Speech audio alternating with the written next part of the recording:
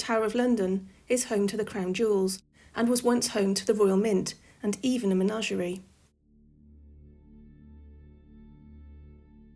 For almost 1,000 years, prisoners have been confined, tortured and executed here.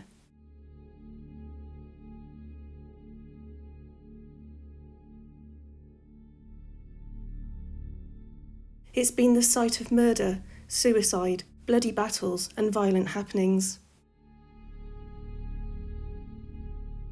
With this in mind, it's no wonder that the tower is reputedly one of the most haunted buildings in the world. Here are some of the ghost stories from this iconic landmark.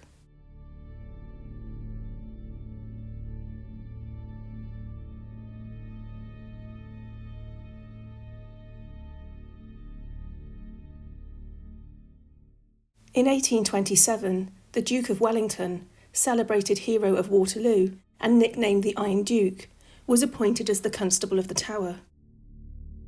He was disappointed to see the poor standards of the warders at that time. Many were drunk, disorderly, quarrelsome, unreliable, and lacked proper military training. He was determined to implement changes, and his priority was to restore order to the tower, creating an efficient and formidable military fortress.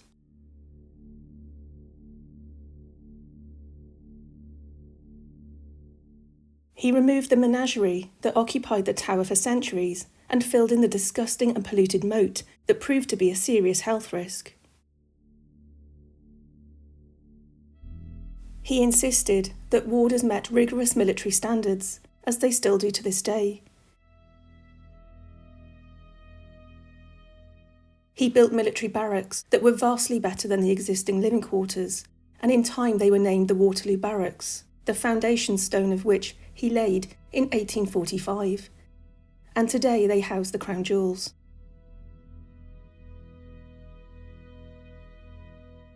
He believed the tower should be filled with soldiers and didn't want the tower to be open to visitors, but eventually he agreed.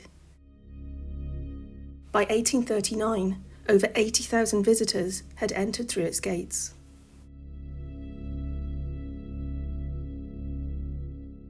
It seems the east end of the Waterloo Barracks is home to a mysterious ghostly figure. He has appeared to many warders and guards. In 1980, at around 4 a.m, 2 sentries on guard duty at the front of the barracks spotted the dark figure of a man crouching, peeping around the east wall of the building. Convinced this was an intruder, they immediately chased towards him, turned left at the east wall, and saw the man sprinting towards the casemates. As they headed closer, he vanished. Both sentries described the figure as that of a man in dark clothing, solid in appearance and with a slim build. A few months later, a yeoman warder living in the barracks at the east wall was leaving his second-floor accommodation at noon. As he stepped into the corridor, a man dressed in a dark suit and trilby hat was stood directly outside his rooms. The man apologised to the warder, turned and walked along the corridor, through some swing doors and onto the landing.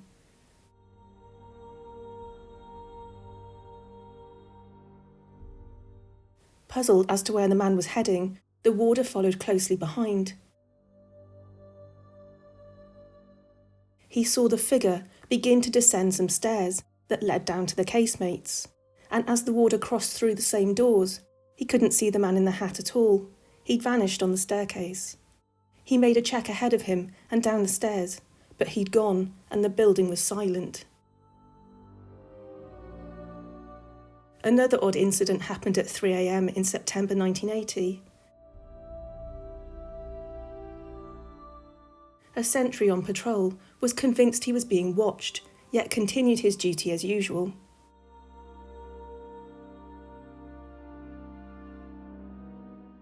He patrolled the building and briefly looked through a window to see a man inside the building, crouched down, staring up at him.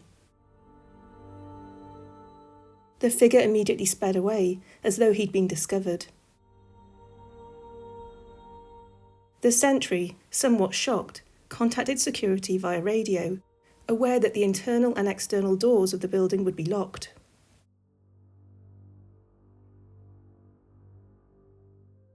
A thorough search of the building ensued, but to no avail. Whoever he was had gone.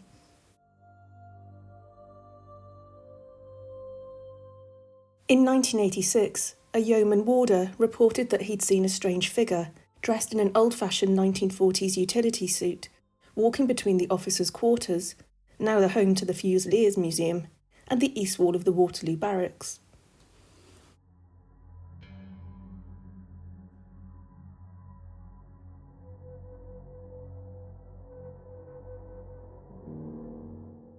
This mysterious figure, wearing dark clothes, has been seen many times over the years. Sometimes he is seen as a shadowy figure, other times as a completely solid apparition who has spoken to staff before fading away. He is believed to be Josef Jacobs, a former army officer who was recruited by German intelligence during the Second World War. He parachuted for the first time in his life into a potato field in Ramsey, Huntingdon, England in 1941. He broke his ankle upon landing and was found by local farmers who alerted the Home Guard, who arrested him.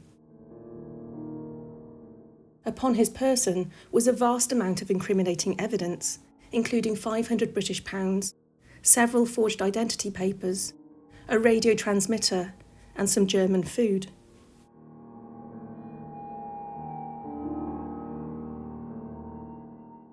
He was held at several locations in London, including Wandsworth Prison. He was found guilty of espionage and sentenced to death by firing squad. On the 15th of August, 1941, Jacobs was led to a 25-metre miniature rifle range at the Tower of London, tied, hooded, and sat on a Windsor chair.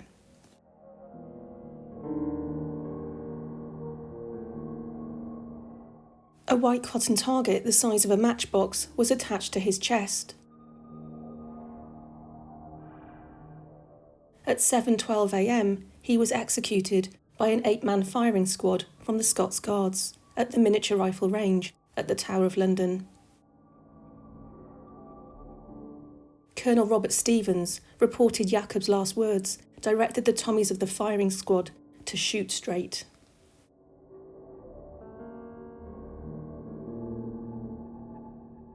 The Windsor chair he sat on is still displayed in the White Tower to this day.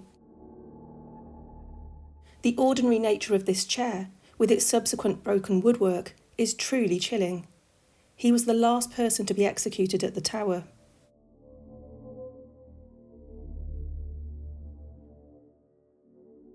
For more about Jacobs' capture, incarceration and execution, and to hear why this chair is my favourite exhibit in the Tower of London, please stay tuned.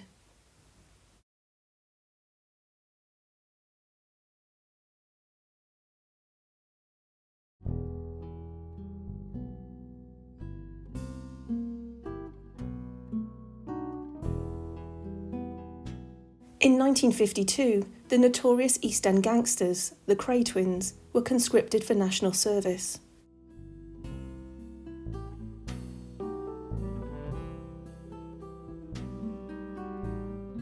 They reported to the depot of the Royal Fusiliers at the Tower of London.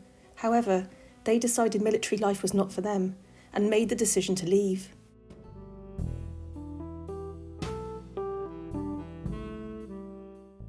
On their way out, they were challenged, and Ronnie punched the corporal on the jaw, and the pair headed home to Bethnal Green.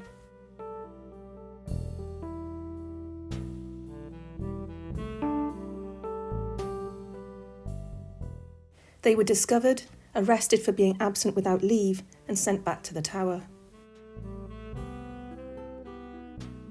The corporal couldn't identify which twin had struck him, and both Ronnie and Reggie Kray denied the assault.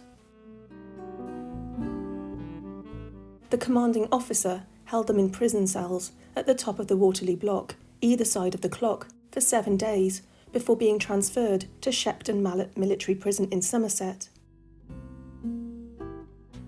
At that time, the crown jewels were located safely elsewhere in the Tower.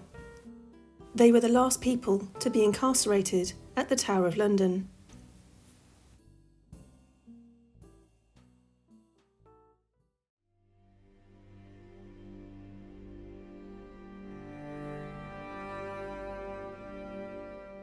Around 1075, William the Conqueror ordered work to commence on a grand keep, a symbol of Norman power, and later called the White Tower. It took over 20 years to complete, stands at 27 metres in height, and dominated the London skyline for miles. With walls 4.6 metres thick at its base, it was designed to intimidate and defend. At the top would have been luxurious accommodation, including a great hall, an opulent chapel, and rooms with fireplaces and latrines. The basement vaults would have been used to hold food and drink, but later became notorious as a dungeon and torture chamber. King Henry I imprisoned Bishop Ranulph Flambard of Durham, the Tower's first prisoner, on August 15, 1100, on charges of embezzlement. Ranulph managed to escape from the Tower on the 3rd of February 1101 by climbing through one of the White Tower's windows using a smuggled rope. His friends had managed to conceal the rope in a flagon of wine. Ranulph gave the wine to the guards, who subsequently fell asleep. His friends were waiting in a boat on the River Thames and transported Ranulph, his mother, and some of his valuable possessions to Normandy, where he lived in exile. He is buried at Durham Cathedral.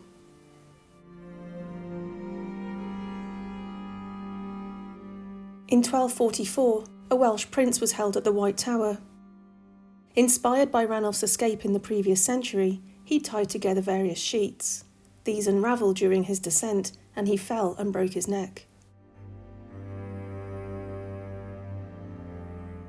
Guards have heard piercing, disembodied screams outside of the White Tower on many occasions. Could these be the screams of Welsh Prince Griffith as he fell to his death? Or are these the screams of desperate prisoners, reliving their fears, contemplating their fate, and even enduring horrific torture in the White Tower?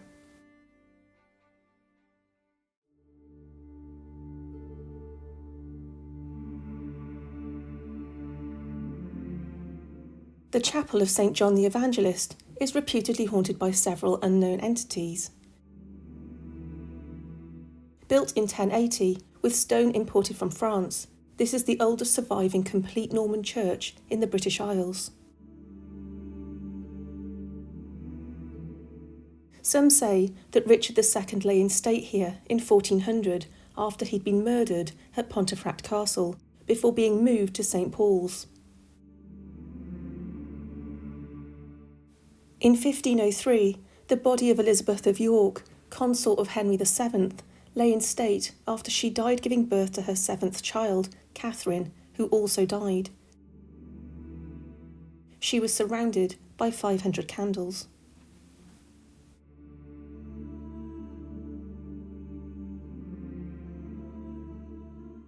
The chapel has a dark past. In the early reign of Richard II, Parliament granted a new poll tax, requiring everyone, whether rich or poor, aged 14 and over, to pay 1 shilling to the Crown. For a farm labourer, this would have been roughly a month's wages. Civil unrest grew, and over 20,000 men marched into London during the Peasants' Revolt in 1381. The Tower was overcome by 400 rebels, ransacking their way through the fortress. On reaching the chapel, they found the much-hated Lord Chancellor and Archbishop of Canterbury, Simon Sudbury, leading prayers. He was immediately dragged out to Tower Hill, along with his companions, where he was brutally executed.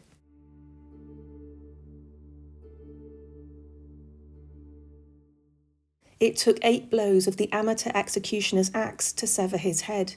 One blow also took the fingers off his hand. Sudbury's head is preserved and kept at St Gregory's Church in Sudbury, Suffolk.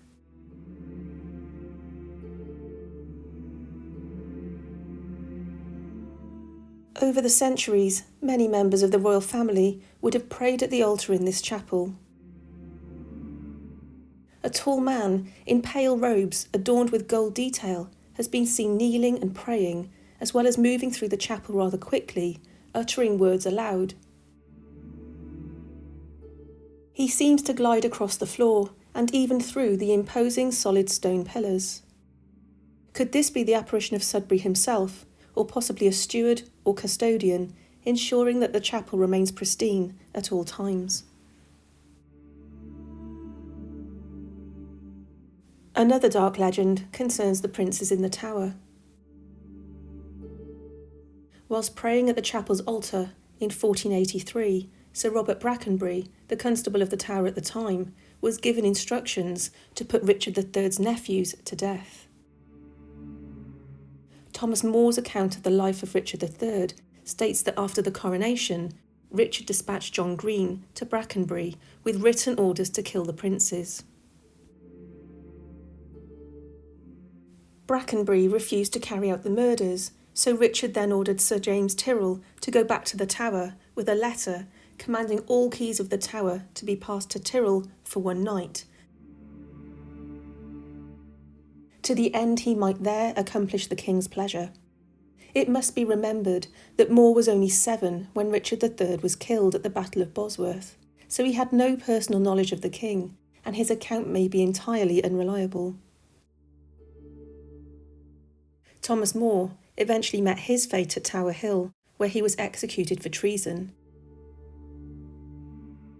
He refused to acknowledge Henry VIII as the supreme head of the Church of England and the annulment of his marriage to Catherine of Aragon. Strange events seem to occur in the chapel of St John the Evangelist. A custodian was carrying out some cleaning work in the chapel on a very hot summer's day in 1985. With no warning, an intense icy blast blew past him. He described the blast as being Arctic-like, as though someone had opened the door to a huge freezer right next to him. He had no explanation of what could have caused this sensation. Guards have experienced overpowering perfume that seems to emanate strongly at midnight and fades completely by dawn. One guard described the smell as being a cheap, old-fashioned and nauseating floral smell that would lead to physical sickness if he had to endure it for any significant length of time. The perfume is often attributed to the tower's White Lady, rumoured to be Anne Boleyn, who moves through the entire structure. She has been seen standing, praying, and even waving at guards and visitors outside of the tower. She appears as an illuminated pale figure who gradually fades from view.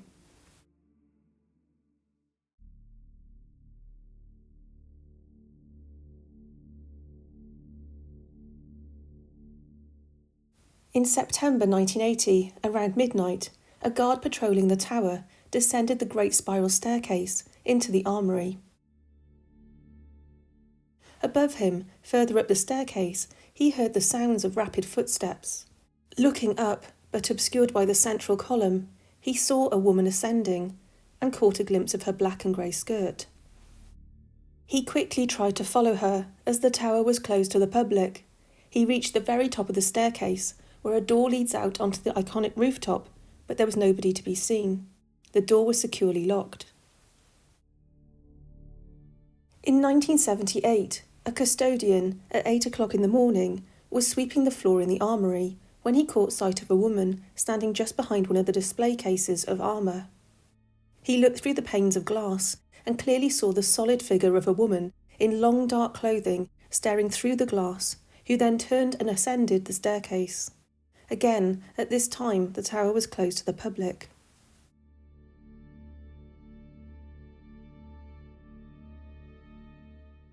He swiftly pursued her up the staircase, across the sword room, and towards the chapel of St John the Evangelist, where she disappeared through the chapel's locked door. Could this be the ghost of one of the many women who lost their lives at the Tower of London? Could this be a former employee, a maid, or perhaps a lady in waiting who may have lived in the tower many centuries ago?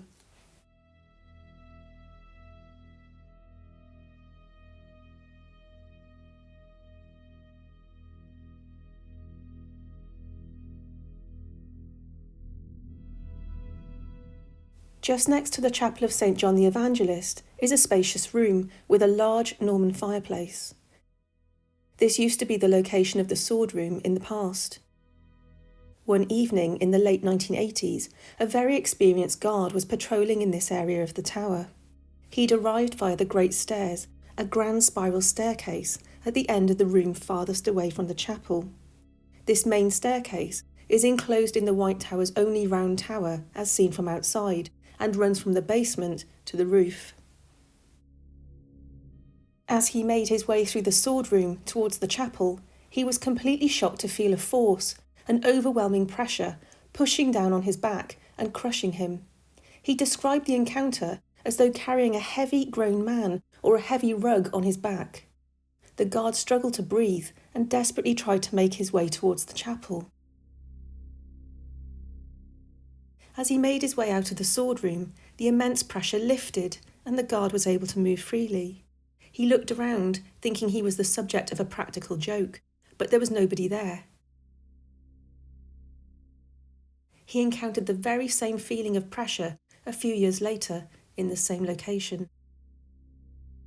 He was convinced a malevolent force did not want him in that room.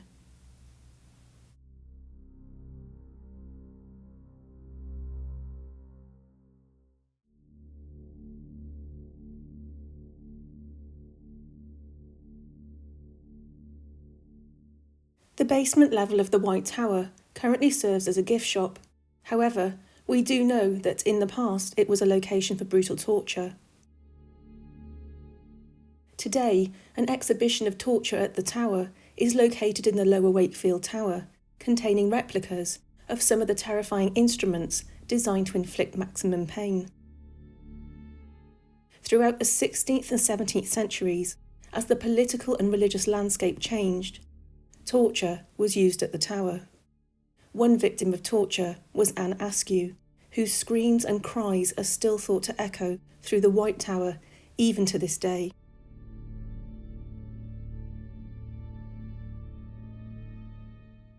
In the last months of King Henry VIII's reign, 25-year-old Anne Askew, a devout Protestant, the daughter of a Lincolnshire landowner, was tried for heresy at the Guildhall in London on the 18th of June, 1546. She was found guilty and sentenced to death. She was cross-examined for 2 days by anti-Protestant officials, including the Chancellor, the Bishop of Winchester, the 1st Duke of Northumberland, and the King's Principal Secretary.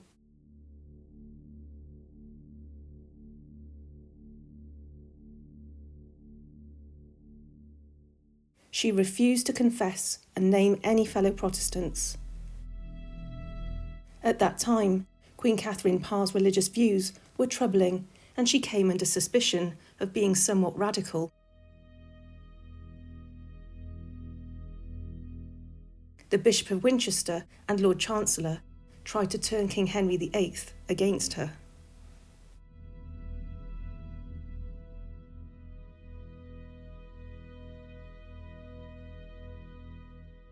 Anne Askew was subjected to torture at the Tower. Even though she'd already been sentenced to death, she was tortured on the rack by Sir Richard Rich and Sir Thomas Wriothesley, who wanted the names of other radical Protestants. Notably, they wanted Anne to name friends of the Queen, such as the Duchess of Suffolk, the Countess of Sussex, and the Countess of Hertford, thus potentially implicating Catherine Parr. Anne was an accomplished writer, and she wrote her account of what happened in the Tower. She was taken from her cell around 10 a.m. to a lower room in the White Tower. Initially, she was shown the rack in an attempt to intimidate her to confess and name those with similar beliefs to her own. Anne refused. She was ordered to climb on the rack, and her ankles and wrists were fastened. She was petitioned for names. Anne remained silent. The rack wheel began to turn, pulling Anne and lifting her taut, approximately 5 inches from the base. Anne was slowly being stretched. She fainted from the pain, was lowered back down, revived, and the process began again. This grisly procedure was repeated 2 more times. At this point, the lieutenant of the tower refused to continue with this illegal act and left to see the king, to explain the events and to ask for his pardon, which Henry VIII granted. The remaining men continued to rack Anne while the lieutenant was away. Her shoulders and hips were pulled from their sockets, and both elbows and knees were dislocated. Anne's cries were so loud they were apparently heard outside of the White Tower by the lieutenant's wife and daughter, who were taking a casual stroll. Anne refused to reveal the name so desperately wanted by the men. On the lieutenant's arrival, the men were ordered to stop, and Anne was taken off the rack and returned to her cell. On the 16th of July, 1546, Anne Askew was burnt at the stake at Smithfield, London, at the age of 25, along with 3 others. Unable to walk from the terrible torture she endured, she was carried to the execution on a chair. Every moment and movement would have made her pain even worse. She was chained to the stake. In her final moments, the 4 were offered a pardon if they recanted, but Anne bravely spoke on behalf of all 4, saying, "She came not hither to deny my lord and master." The torch was lit. Some accounts suggest a friend threw bags of gunpowder onto the fire to speed up the deaths, whereas others suggest it took a full hour for Anne to die.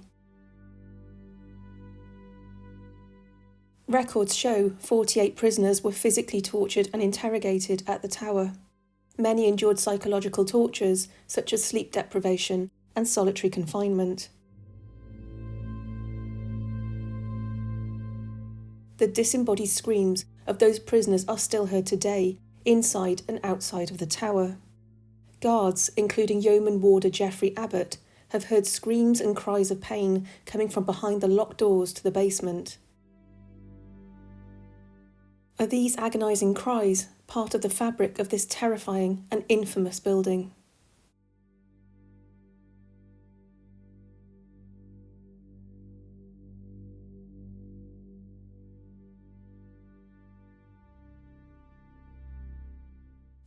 I really hope that you enjoyed those stories from the Tower of London today. Just regarding Joseph Jacobs, when I really started to uncover his story and everything that had happened to him, it became quite a big undertaking. So what I've actually done is I've made a separate video which is going to be out either tomorrow or on Sunday. And also alongside that, I'm going to include my story that happened, an incident that happened at the Tower of London going back a good few years ago. So I'm going to put out a slightly separate video in the next 24-48 hours. Hope you'll join me, hope you'll enjoy it, and I'll see you there. Thanks everybody.